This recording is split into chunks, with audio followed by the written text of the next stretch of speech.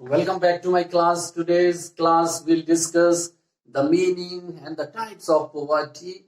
This poverty is very a common term. This poverty, all of you are using this term. You are eager to know that how many percentage of the total population of our country are below the poverty line. So today we'll try to learn and discuss the meaning of poverty and the types of poverty. So poverty, let us see, is defined in terms of the basic human needs. And so if any person is unable to fulfill the basic human needs such as food, shelter, clothing, then education, then health services, then he or she is known as below the poverty line. Below the poverty line people, they are also known as the poor. So let us see what are the different types of poverty. There are two types of poverty. One is absolute poverty,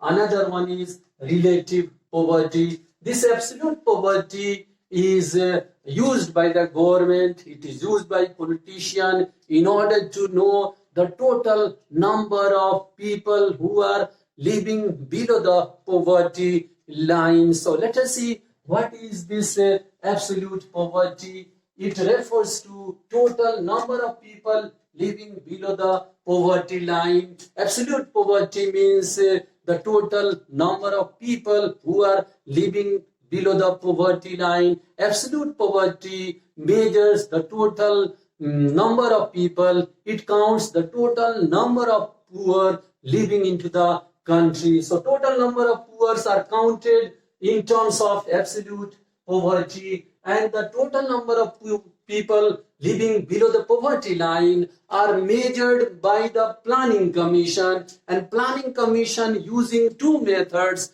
in order to measure the extent of poverty. And the first method is minimum calories intake method, and second method is monthly per capita expenditure MPCE method. So let us see what is minimum calories intake method. So Planning Commission has recommended that the people living into the rural area should get minimum 2,400 calories with the food intake. Here written 2,400 calories for a rural person, and the people living into the urban area, they must get 2,100 calories for an urban person. It means these are the recommended calories. Each and every person living in rural and urban area should get this much of the calories. If any person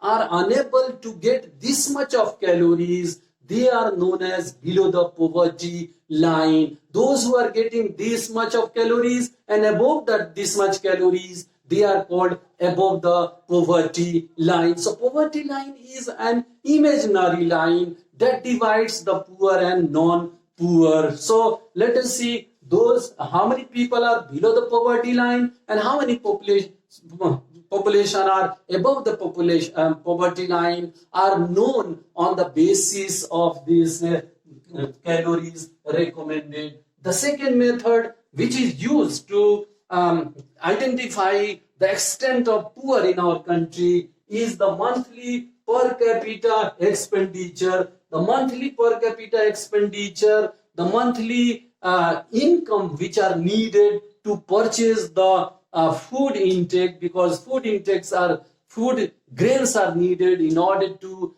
derive the calories. So this Planning Commission has recommended that each person must get 650 grams of food grains.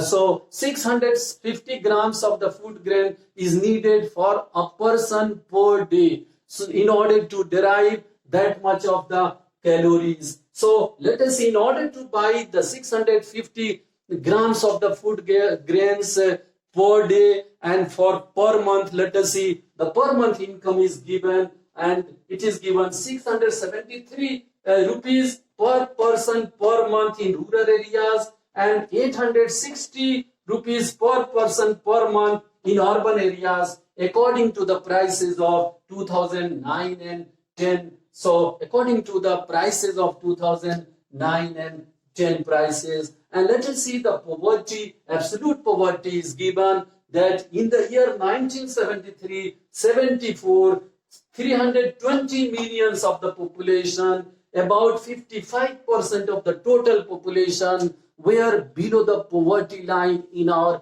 country. On the basis of this method, 55% of the population were below the poverty line, and 80% of the poor, they were living into the rural areas, 20% of the poor were living into the urban areas. In the year 2011 and 12, 270 million people are below the poverty line. About 22% of the population are below the poverty line in our country. At present also, more than 20% of the population are below the poverty line. They are absolutely poor. They are absolute poverty. They comes under the absolute poverty. There is another type of poverty, that is relative poverty. Relative poverty does not measure the total number of poor, does not count the total number of poor. Relative poverty is used to measure the disparity, income disparity, wealth disparity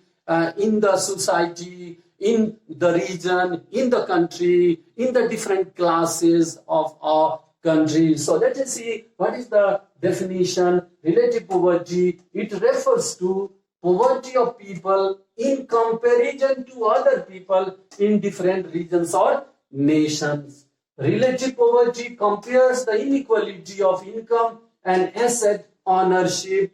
It measures the income disparity. I told you that it measures relative poverty, measures the income disparity. It also measures the wealth disparity into the society, into the different state, into the different countries. So let us see, these two methods are used here. There are two methods are given. These two methods are used to measure the relative poverty. And first method is known as Lorenz curve, and second one is known as Gini coefficient. These are the methods used by the Planning Commission. These are the methods used by the government. These are the methods used by the economists to identify the extent of the poverty in order to know the relative poverty in different countries on the basis of the in different countries, in different nations, in different classes. I think this concept is clear to all of you. Okay, thank you.